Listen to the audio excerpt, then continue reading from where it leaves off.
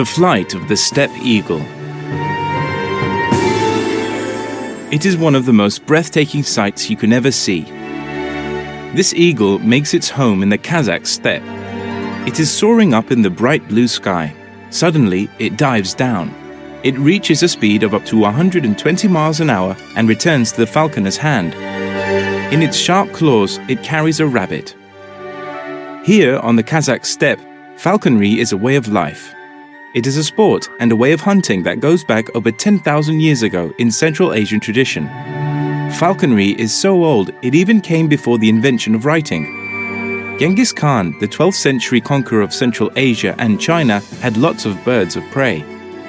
He had skilled falconers to take care of these magnificent birds. There are still hundreds of traditional Kazakh eagle hunters today.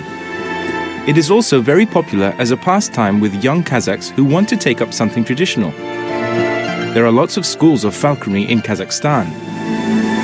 There are sanctuaries with breeding programs for endangered birds of prey, such as the Saka falcon.